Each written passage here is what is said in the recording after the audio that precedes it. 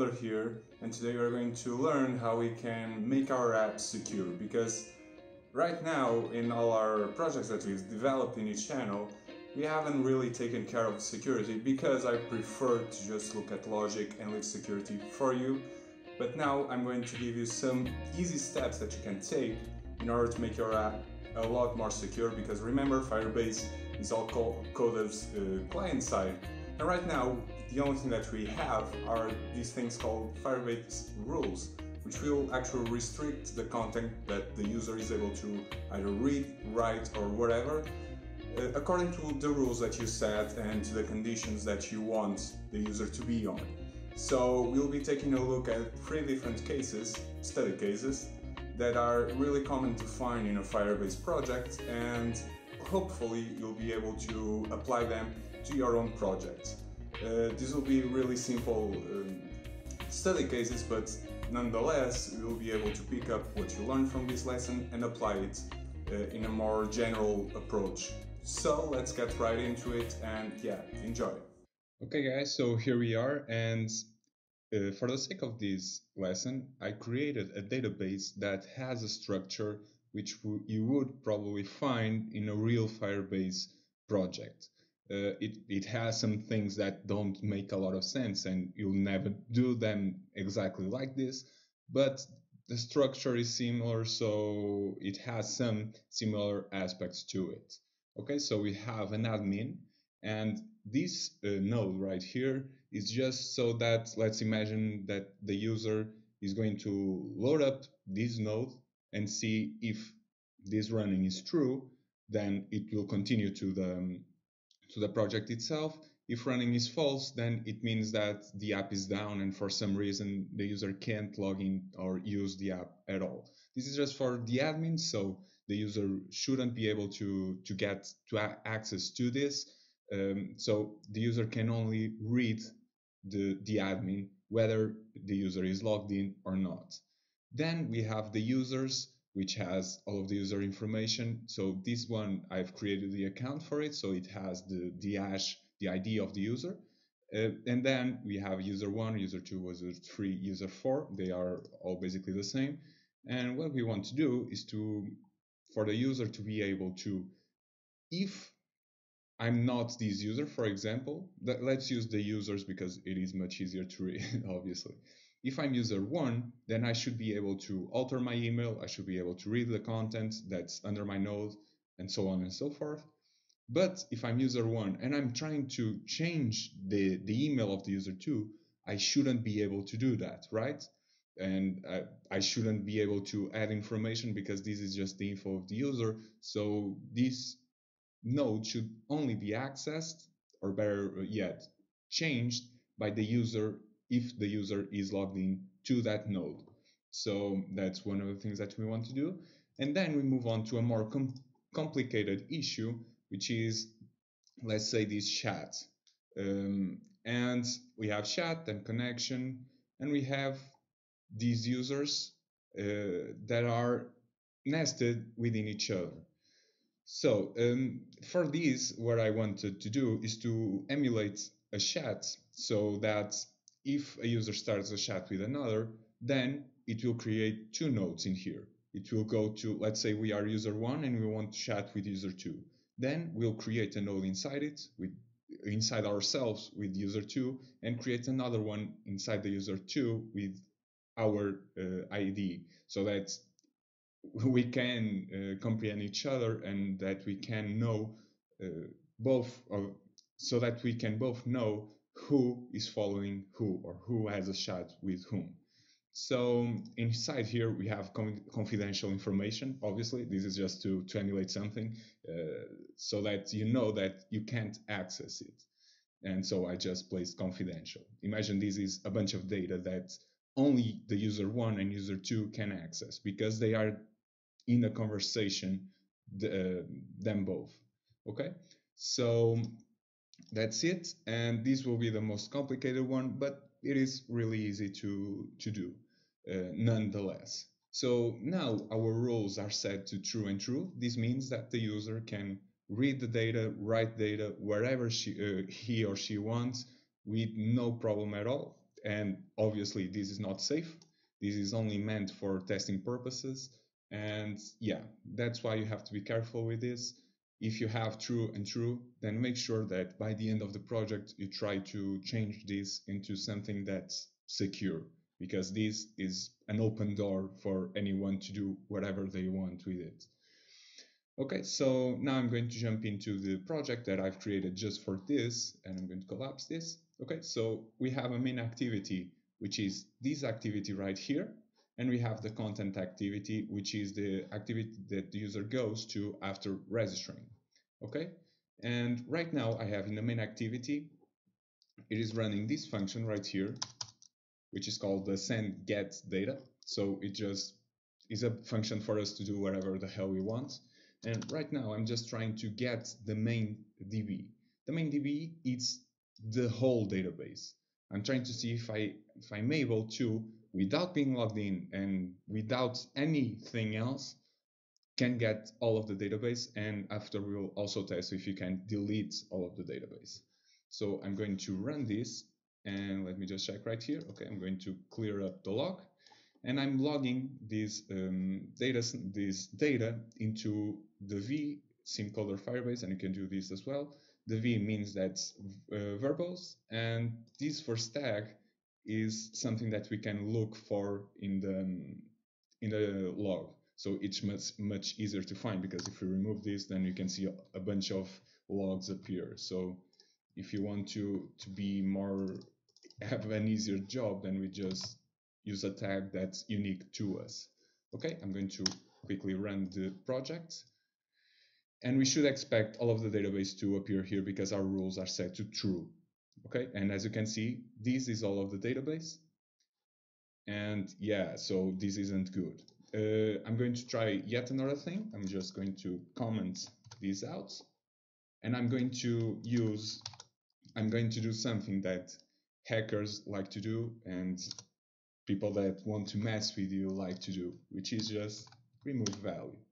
Now, what do you think would happen if I removed value on the root of the database? You will obviously clear everything up. So you'll lose all the information that you have. This is one of the reasons why backups are important, even if you are using Firebase. Simply come in here and export JSON, okay? That's something that you have to be accustomed to do from time to time. Okay, so let's try to do this.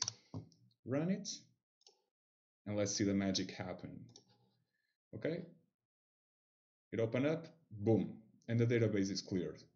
Like that, with just one line of code, you can effectively delete the whole database. So that's not good at all. I'm going to quickly import the database again. I believe it's this one. Yeah, okay. And yeah, so now, in order to make this a tiny bit safer, and I just say a tiny bit because it is literally just a tiny bit, I'm going to say that auth must be different from null in the reads, and the writes must also be different from null.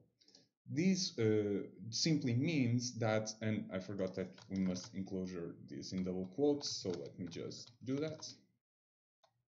This just means that the user must be logged in if the user wants to read or to write to the database. It doesn't specify any nodes, it is generally the database. So with these rules, we shouldn't be able to just launch the app and be able to run the code that we have here. So I'm going to, again, try to remove the value and just run it again. I'm going to publish the rules. Okay, and after they are published, this warning will appear saying that any authenticated user can look into your database and change it effectively. So, but if the user isn't logged in, then it can't do anything to the database. And these rules are really simple, and they apply again to every node of the database. It applies to the root of the database, better yet. So let's try again to run the app. Going to get out, get in, go to the database, and try to access it, and nothing happens. That's good, you see? So that's one of the things that we wanted, and I'm going to come in here into log, And as you can see, there's this line right here in the log that says set value at failed, database error, permission denied. And that's because we tried to remove the value, but as our rules say, we must be logged in order to change anything, okay? So now we are secure when it comes to the login, somewhat secure, better yet.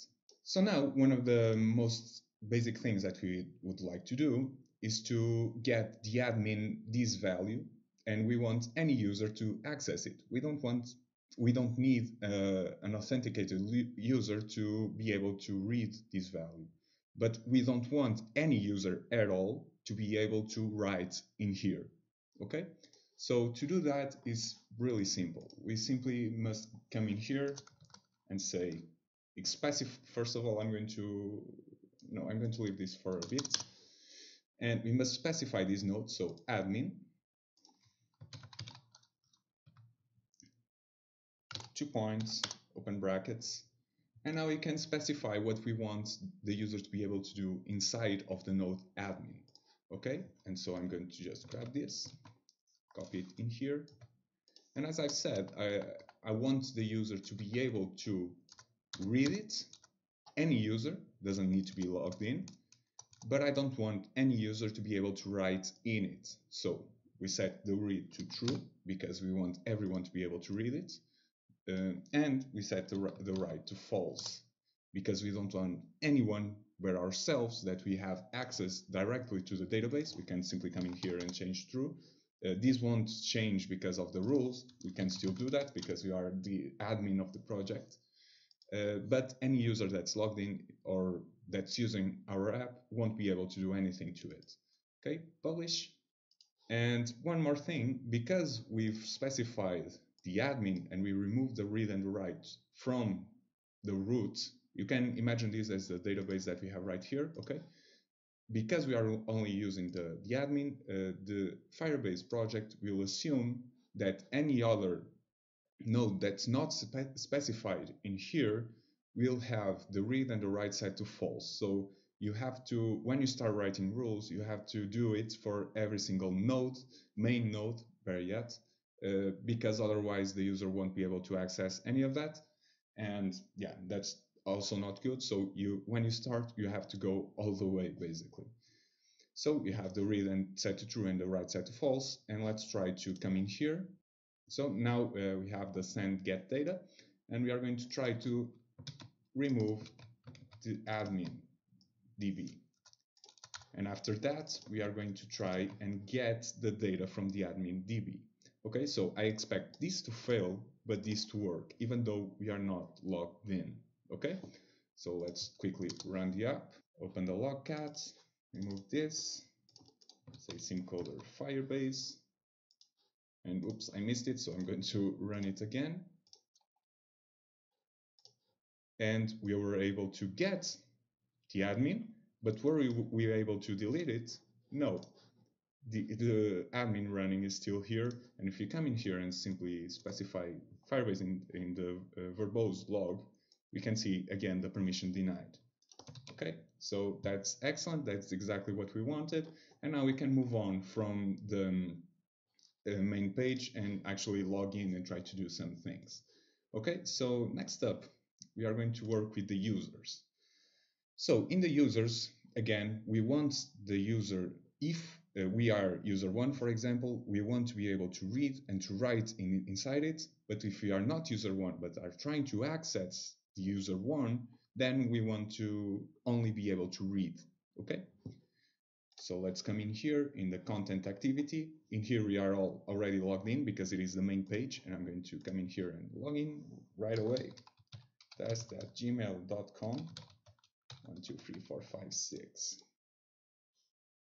Okay, and you can see my ID in here and it matches the first user. Okay, and when we click the button, this fab button, then the send get data will happen. Okay, so now we are going to try to get the user DB of ourselves. So child, oops, and my keyboard just changed. Okay, child Firebase auth.getInstance.getUID. This is our UID, and we are going to try to get the data from it. And we are also going to try and add the child to it. So child, I don't know, available, not available. Let's go with test. Test.setValue to true. So if we are logged in with our credentials, then we'll be able to do these writes, and we'll be able to get this code. That's what we want to do. But if we add the child instead of Firebase of getInstance getUID, we use, for example, user1, then we don't want to be able to write in it. And to do this, it is extremely easy. So let's come in here and go into the node that is relevant to us. In this case, it is users, better yet, because it is this one. Then we'll have the read, and the read will be applied to every single user because we want every user to be able to read every information of each other. So there's no problem with that. And we are going to say read, and we're going to set it to true, or better yet, auth different from null. So the user must be logged in order to read. Then we want to, and this read will be applied to every user, but then we want to specify for each user with which user we are able to write data to, okay? And to do that, we are going to use something that we can use freely, which is a kind of a variable. So let's say user ID, and I'll explain this in a quick second, so don't worry. So this user ID is any user that we have here. So this user1, user2, user3, user4, and we are able to get this user ID to compare it to the user ID of the currently logged in user, and compare it, and with that we are able to make decisions on whether the user can write, read, whatever. Okay, so this is a really cool thing that you can use. So let's simply say, and in the read I forgot the point, just reading it, okay, and let's say dot write, and to write into this user ID, the user must have the user ID equal to auth.uid. And as you can see, it auto-completes it, but if you use auth, that means us, the user that's currently logged in, and you are able to access it, a bunch of data, token, provider, and UID. In this case, we want to hear about provider. And yeah, this will compare both of them. And if they are if they match, then we'll be able to write with no problem. Okay, and before that, you should also add auth different from null, just to make sure no problems occur. Okay, and because this works the same as, for example, PHP works, where you need 3 equals in order to make a comparison. So 2 equals, I believe, doesn't look at the type of variable or whatever, so it doesn't matter. Just use 3 equals in here and you should be fine. Okay, so now what we expect to do is, as I've said, we'll be able to write into our cell, but we won't be able to write into any other user cell.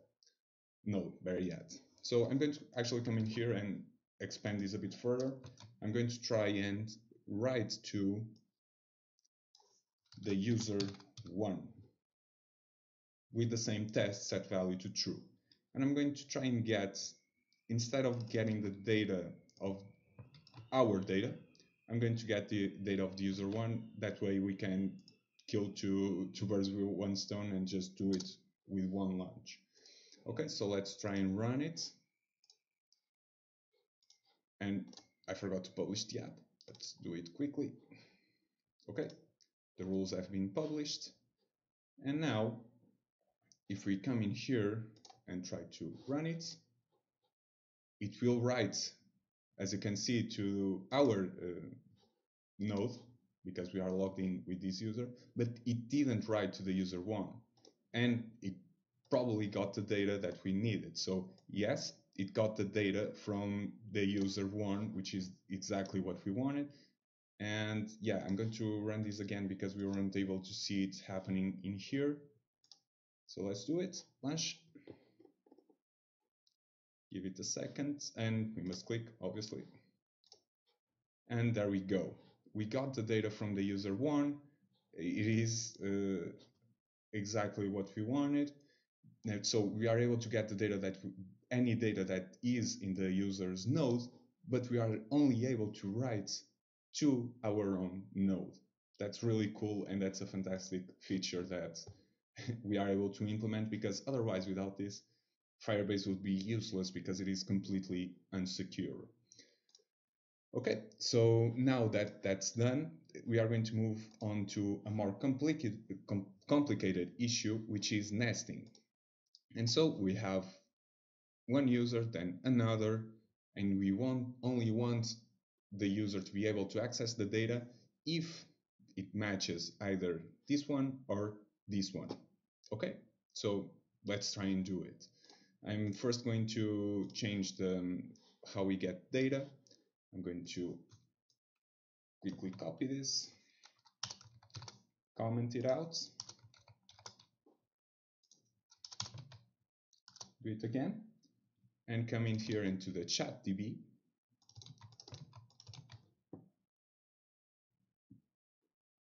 And in here it is chat, and then point child connection.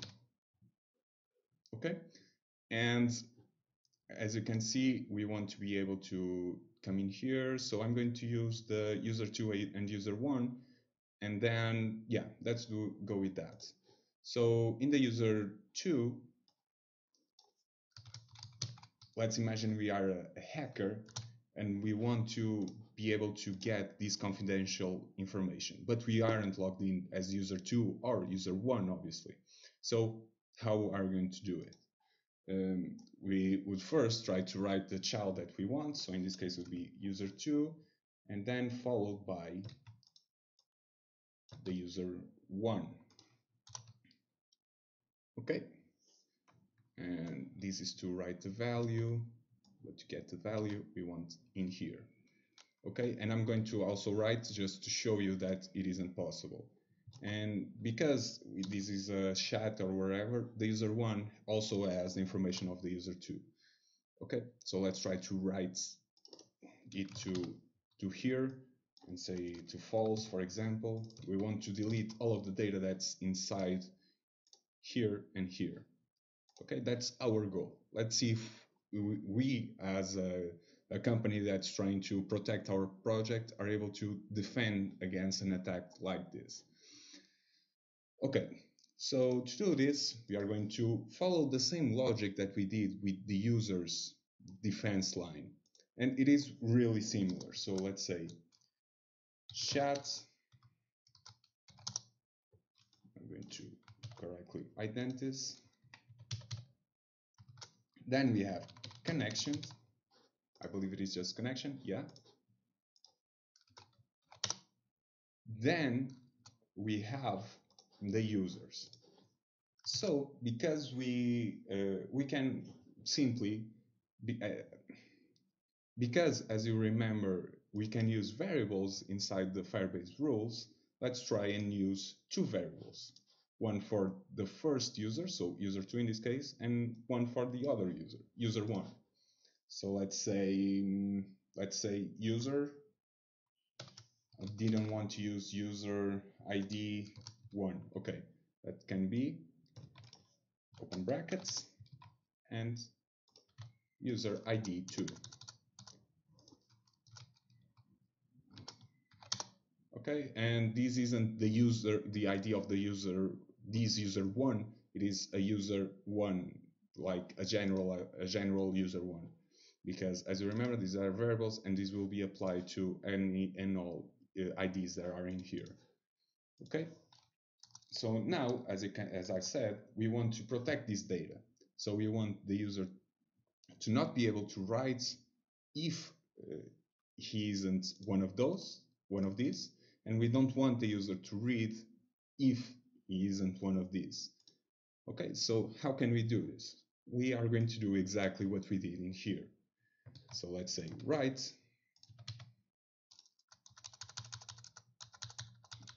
and to write, the user must have an auth different from null, and the user ID one must be equal to auth ID, or, and this is the big one, or the user2 is equal to this auth UID. Okay, as simple as that, and I'm going to put brackets, parentheses around this. Okay, and do the same for the read, because the read and the write will be exactly the same. And that's it. So let's try and publish the rules. And yeah, a comma is missing. Let's try and do that again. And the rules were published. So now let's try to run the app with these settings. So because we are logged in with this user, we should only be able to access these this node right here, or this node right here, because it is the only one that will pass this test, this condition. But because we are trying to access both this node and this node, then we won't be able to do anything with what we just wrote in here. So nothing will appear, and only permission denied will appear. I believe so, and I hope so, right? So let's try and run it. Click send, and this data snapshot appeared here, but the value, as you can see, is false. We are trying to listen to user2 and user1 in the chat DB. User2 and user1 followed by user1 has confidential equals to true, so we were expecting this to appear. But because our rules are in place, the permission has been denied. And you can see it by coming into Firebase Verbose, and these three lines are denying what happened and why we weren't able to do any of this. Okay, so as you can see, the listen, which is the how do you call it, add value event listener, failed because we didn't have permission, and both of the writes actually failed as well because we didn't have the permission. Okay, so now let's try to do it with our own connection. So let's say this, I'm going to copy it and paste it in here. And then we have user1, I believe, below it. Okay, so confidential equals to true, and we expect that to show up. Now let's do the same here, but the set value equals to, like, let's simply add another child in here. So test equals to true. Okay, now let's run it and see if we are able to actually write the information and to get the information from it. So let's go. The write was successful. That's great.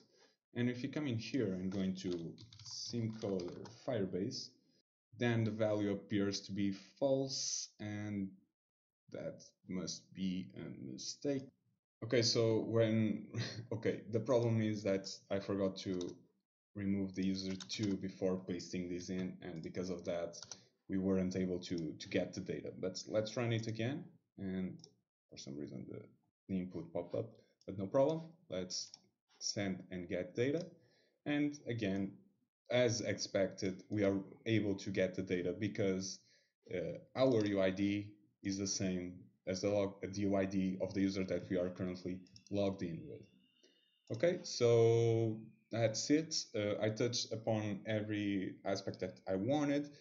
As you can see, it is really easy to write rules. Obviously, it can get much complicated than this, but with what I've wrote in here, you are able to understand the basics of it and how it works in the most basic aspect. Obviously, you can complicate it a lot more, but for now, this should be a good starting point for you to write your own rules when it comes to your Firebase projects. Okay, so that was all. I hope you were able to grasp some knowledge from this video, at least the minimum required to make our app that much more secure, because with just knowing a bit about Firebase rules, you are really able to protect your app against attacks, because remember, it is really easy to decompile a Java code and get access to the entire project. So the user can always fall back on it and actually get your code and make the changes that, well, won't be good for your database. And even without thinking about hackers, we all make mistakes, and as coders we do them every day, and this is just a layer of security that you can have in order to protect yourself from future errors and just make your life a bit easier in the future. So that was all. Thank you all very much for watching. I hope to see you tomorrow. Ciao!